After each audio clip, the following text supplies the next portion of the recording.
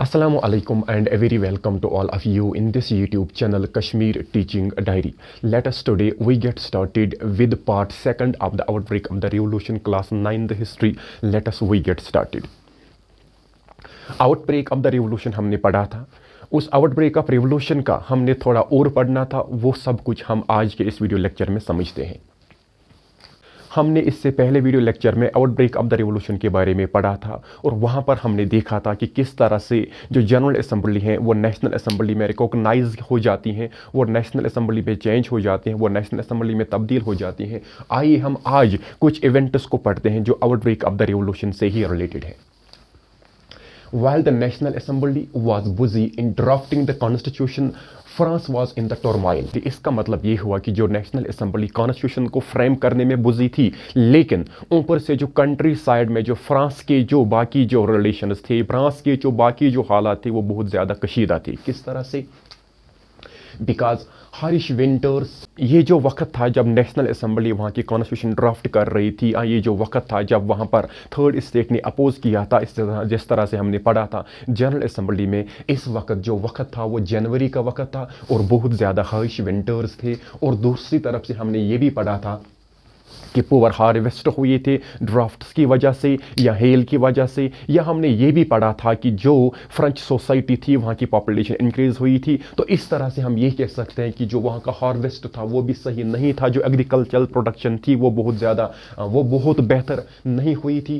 Crisis in the country, दूसरी तरफ से जब एग्रीकल्चरल प्रोडक्शन सही नहीं हुआ था, पुअर हार्वेस्ट हुआ था, इसके ज़रिए क्या हुआ था कि जो लोगों का बेसिक फूड था दैट वाज ब्रेड, वो उन्हें नहीं मिल रहा था। और इस वजह पर बहुत ज़्यादा फूड राइट्स हमने पढ़े थे और फूड राइट्स देखने को मिल रहे थे पूरी कंट्री में। किंग ऑर्डर ट्रूप्स, ये किंग ऑर्डर ट्रूप्स के बारे में हमने समझा था कि जिस तरह से वहाँ पर एक र्यूमर सेपरेट होता है कि king had order troops to march towards the city of Paris, और वहाँ पर लोगों पर इनडिस्क्रिमिनेटली फायर करनी थी, लोगों को मारना था। ये कुछ र्यूमर वहाँ पर सेपरेट हुआ था। इन रिएक्शन टू दिस सम 7,000 लोग जो थे वो असेंबल हुए थे और वो कोशिश कर रहे थे किस तरह से खुद को डिफेंड किया जाए, और they were in search of arms. And finally वो जो गवर्नमेंट बिल्डिंग्स होती हैं वो उन्हें गवर्नमेंट बिल्डिंग्स को अटैक किया जाता है, आर्म्स की सर्च की जाती है, हथियार की सर्च की जाती है। And finally in the exchange of this fire agitated crowd जो होता है stormed and destroyed the Bastille, the fortress prison that is called Bastille। और इसमें क्या होता है कि वहाँ पर towards the eastern part of the city वहाँ पर वो जाते, वहाँ पर एक Bastille था। It was the authoritative institution or it was the symbol of the authority, it was the symbol of the absolutist institution of French monarch। और वहाँ पर इस Bastille पर अटैक किया जाता है। ये एक prison था जहाँ पर कुछ कैदी होते थे, बट ओनली 7 वायर देन उनको रिलीज करके वहाँ पर जो कमांडर होता था इसका, जैसे हम कहते हैं जेलर, उसको वहाँ पर किल किया जाता है। In the same way we can say ये जो बस्टाइल होता था, ये अथॉरिटेटिव पावर जो होता था, ये अथॉरिटेटिव इंस्टीट्यूशन जो होता था किंग का, इसको डिमोलिश किया जाता है। तो ये जो महल हुआ करते थे किंग के या जो लैंडलॉर्ड्स थे, इन पर अटैक किया गया। क्यों? Because peasants had feared about the action of the manner. ये जो मैनर था, जो मैनोरियल डिव्स एक्सट्रैक्ट करता था, उससे लोगों को एक र्यूमर स्प्रेड हुआ था कि ये जो लैंडलॉर्ड्स है ये निकले हुए हैं और ये हमारे पेजेंट्स की जो हार्वेस्ट हैं वो खराब करने वाले, उसे बर्बाद करने वाले। अंडर दिस कॉन्स्टेंट थ्रेट लोगों ने, जो आम लोग थे, जो पीजेंट्स थे, उन्होंने ये जो लैंडलॉर्ड्स थे, ये जो मैनर थे, इनके घरों पर अटैक करना स्टार्ट किया, हल थे उन पर अटैक करना स्टार्ट किया। Whole country was in the mood of revolt, और पूरी कंट्री ने अब ये कमिटमेंट की थी कि अब हमने एक रिवोल्ट स्टार्ट करना है और हमने किंग का जो एब्सोल्यूटिज्म था, कि किंग की जो एब्सोल्यूट अथॉरिटी है उसको हमने ओवरथ्रो करके ही रहना है।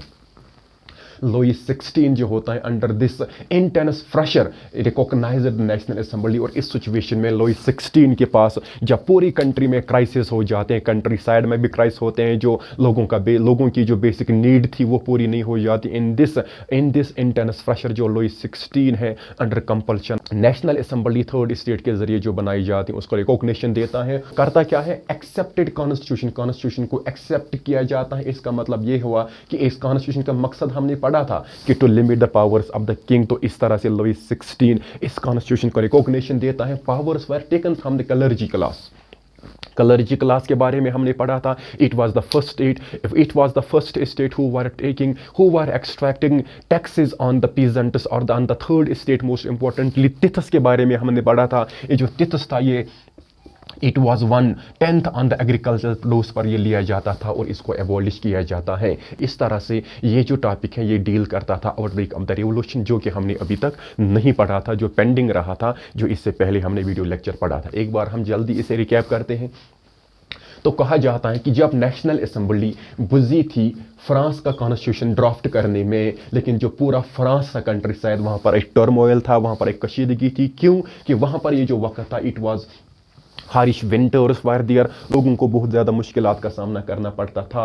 लोगों का जो हार्वेस्ट था वो बेहतर नहीं हुआ था, जो कि हमने पढ़ा था स्ट्रगल टू सर्वाइव में। लोगों की प्रोडक्शन, एग्रीकल्चरल प्रोडक्शन जो थी वो बहुत ज़्यादा कम हुई थी और इसके चलते हुए पूरी कंट्री में क्राइसिस हुई थी। लोगों को फूड ही नहीं मिल रहा था, लोगों को जो ब्रेड था वो नहीं मिल रहा था। तो इससे हुआ था crisis in the countryside, food riots हुई थी। And finally in this situation और to control this situation the rumour spread हो जाता है कि किंग ने ऑर्डर किया हुआ अपने ट्रूप्स को कि आप पेरिस की तरफ जाइए और वहाँ पर जो हालात बने हुए हैं उस पर काबू पाइए। और वहाँ पर ये र्यूमर स्प्रेड हुआ था कि लोगों को मारने के ऑर्डर्स निकले हैं। 7,000 पीपल्स असेंबल हो जाते हैं and they formed a people's assembly that is called militia. और वहाँ पर इस मिलिटिया के जरिए वो चाहते हैं कि हम आर्म्स की सर्च करेंगे ताकि खुद को डिफेंड किया जाएगा इन केस किंग के जो ट्रूप फोर्स अगर उन्होंने हम पर फायर किया। और इन the exchange of this fire बहुत सारी गवर्नमेंट बिल्डिंग्स पर हमला किया जाता है। एंड फाइनली ये eastern part of the Paris city चले जाते हैं, जहां पर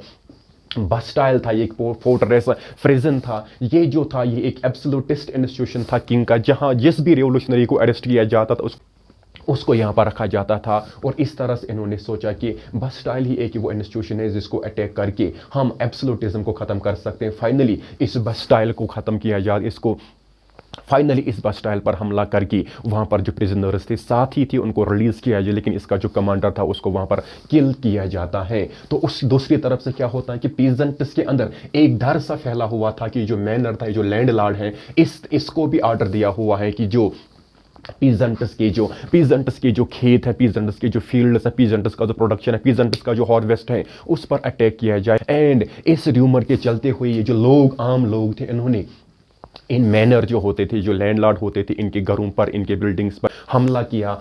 whole the country was in the mode of revolt. पूरी कंट्री ने अब कमिटमेंट की थी कि अब हमने रिवोल्ट करना है और एब्सोल्यूटिस्ट इंस्टीट्यूशन को हमेशा के लिए खत्म करना है। Under this intense pressure Louis 16 recognise करता है नेशनल असेंबली को, कॉन्स्टिट्यूशन को एक्सेप्ट करता है और पावर जो होता है वो कलर्जी क्लास जो फर्स्ट स्टेट था उनसे लिया जाता है।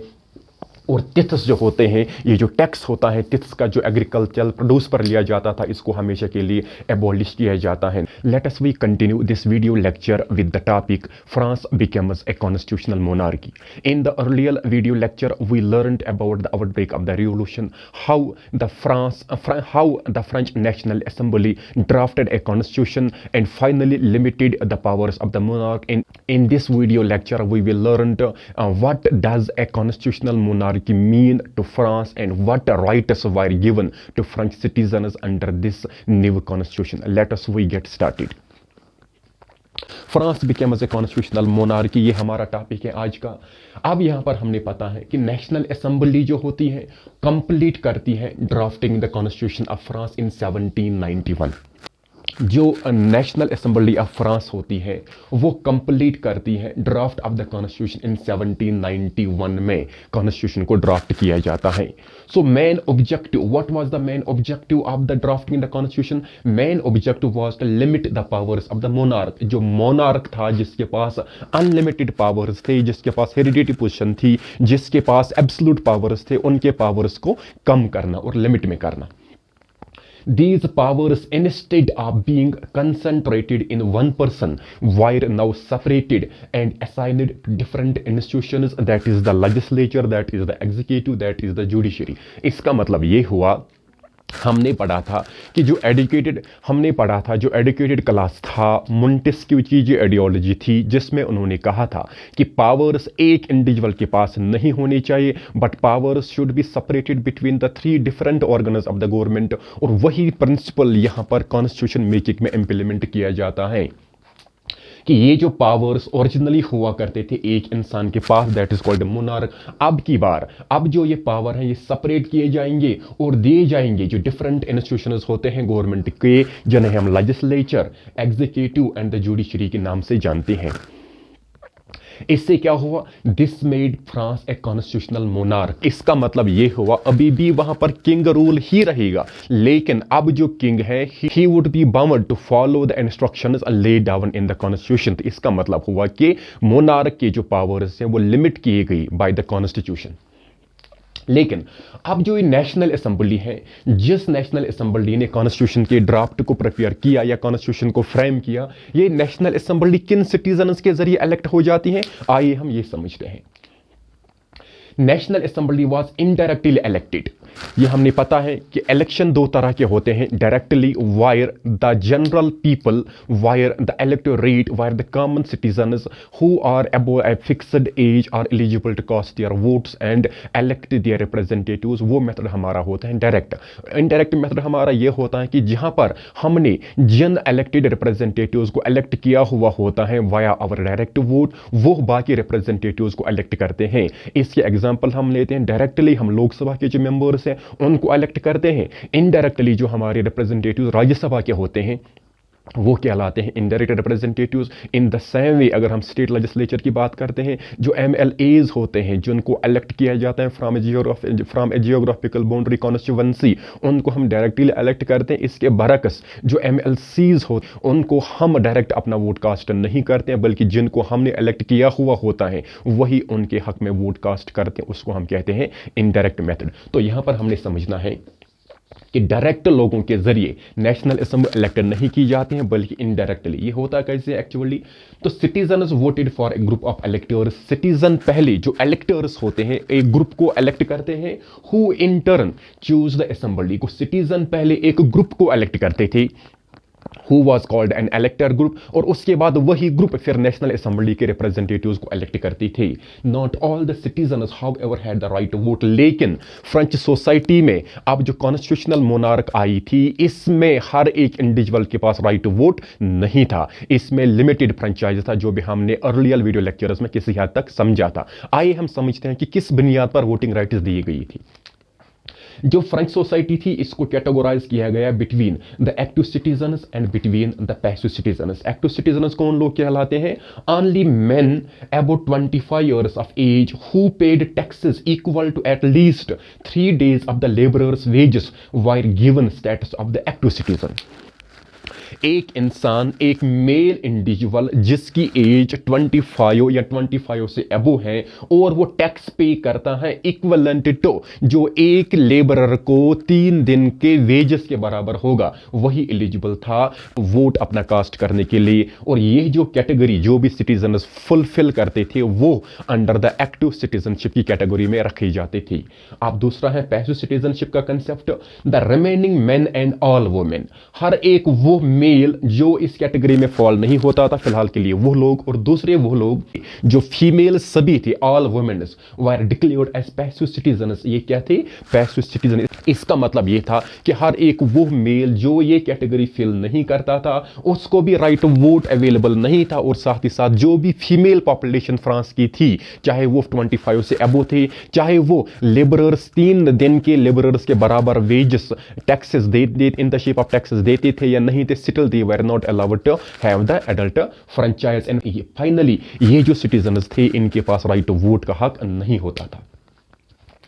अब हम यहां पर समझते हैं कि जो कॉन्स्टिट्यूशन ऑफ 1791 है इसमें सिटीजन्स को क्या दिया गया। ये जो 1791 की कॉन्स्टिट्यूशन है इसमें फ्रेंच सोसाइटी को क्या मिला?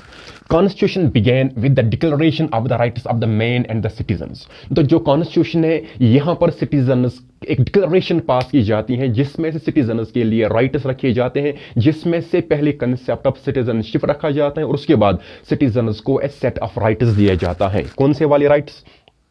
such as the right to life which in India is under Article 21 right to life and personal liberty। यह दिया जाता है कि एक इंसान से इसकी ज़िंदगी छीनी नहीं जा सकती है। फ्रीडम ऑफ स्पीच ये भी इंडियन कॉन्स्टिट्यूशन में अंडर आर्टिकल 19 है। Freedom of opinion under article 19 Indian constitution में है। और ये जो वहां पर इसका मतलब हुआ freedom of speech and expression, in rights को वहां पर सिटीजन्स को दिया जाता है। Equality before law that is in Indian constitution under article 14 to 18 equality before law को रखा गया है। और यही इक्वलिटी बिफोर लॉ का जो ओरिजिन था ये फ्रेंच रिवॉल्यूशन के जरिए लाया गया। So equality before law citizens को दिया गया और इनको कहा गया these are the natural and inalienable rights. ये वो राइट्स है जो बाय बर्थ एक इंडिविजुअल को मिलने चाहिए और ये स्टेट अथॉरिटी के पास कोई राइट नहीं है, कोई एब्सोल्यूट अथॉरिटी नहीं है कि वो एक इंडिविजुअल से इन राइट्स को छीन नहीं सकती है। These belong to each human being and could not be taken away। ये जो राइट्स हमने ऊपर दिए हैं, right to life and personal liberty, freedom of speech and expression, freedom of opinion, equality before law, ये वो राइट्स हैं जो एक इंडिविजुअल के पास हमेशा होनी चाहिए बाय बर्थ। और ये नेचुरल राइट्स दिए डिक्लेयर, और ये नेचुरल राइट्स डिक्लेयर दिए गए और इन राइट्स को स्टेट अथॉरिटी छीन नहीं जा सकती है। इन स्पाइट ऑफ दिस इसके बरक्स क्या है कि स्टेट अथॉरिटी की रेस्पॉन्सिबिलिटी है कि इनको सिटीजन्स के राइट्स की प्रोटेक्शन करनी है। These belong to each human being and could not be taken away. Duty of the state to protect each citizens natural rights. यहां पर स्टेट की रेस्पॉन्सिबिलिटी है, स्टेट की ड्यूटी है कि ये जो नेचुरल राइट्स एक सिटीजन को कॉन्स्टिट्यूशन वाया कॉन्स्टिट्यूशन दिए गई, इन राइट्स की प्रोटेक्शन करना, इन राइट्स की एनफोर्समेंट करना, ये स्टेट की रेस्पॉन्सिबिलिटी है। दैट मीन्स कि अब ये जो राइट्स हैं ये एक सिटीजन को दिए जाएंगे। इस तरह से यहां पर आज वाले वीडियो लेक्चर में हमने क्या समझा कि फ्रांस जो एब्सोल्यूट मोनार्क था ये कन्वर्ट होता है कॉन्स्टिट्यूशनल मोनार्की में, जिसमें से नेशनल असेंबली एक कॉन्स्टिट्यूशन फ्रेम करते हैं 1791 में। इस कॉन्स्टिट्यूशन को फ्रेम करने का मकसद ये था कि जो मोनार्क की पोजीशन थी उसको, उसके पावर्स को लिमिट किया जाए और ये जो पावर्स ओरिजिनली हुआ करते थे एक इंडिविजुअल के पास, इनको सेपरेट और इनको दिया जाएगा different organs of the government के दरमियान इनको बांटा जाएगा, जो कि मोंटेस्क्यू की आइडियोलॉजी हमने पढ़ी थी। और इस तरह से फ्रांस एक कॉन्स्टिट्यूशनल मोनार्की बन के उभरती है। यहां पर ये जो इलेक्शन होता है इस नेशनल असेंबली का जो कॉन्स्टिट्यूशन बनाती है, इसका इलेक्शन किस तरह से होता है? नेशनल असेंबली का इलेक्शन होता है इनडायरेक्टली। इसका मतलब यह है कि पहले जो सिटीजन्स थे वहां पर वो एक ग्रुप ऑफ इलेक्टर्स इलेक्ट करते और फिर ये जो ग्रुप था ये नेशनल असेंबली को इलेक्ट करता था। और यहां पर हर एक इंडिविजुअल के पास, पूरी पॉपुलेशन के पास यहां पर right to vote French society में पहले नहीं दिया गया। कंसेप्ट ऑफ एक्टिव सिटीजन और कंसेप्ट ऑफ पैसिव सिटीजन लाया गया। एक्टिव में वो मेल्स ऑनली रखे गए जिनकी एज 25 से ऊपर है और वो पे करते हैं tax equivalent to 3 days labourers wages, और इनको कैटेगराइज किया गया कि आप एक्टिव सिटीजन कहलाओगे। और दूसरी कैटेगरी थी पैसिव सिटीजन, हर एक वो मेल पहले जो इस कैटेगरी में फॉल नहीं करता था और सभी वो फीमेल्स जो फ्रेंच सोसाइटी में रहा करती थी, वेदर वो इस कैटेगरी में आते थे या नहीं आते थे, इनको राइट टू वोट का हक नहीं था। They were considered as the passive citizens.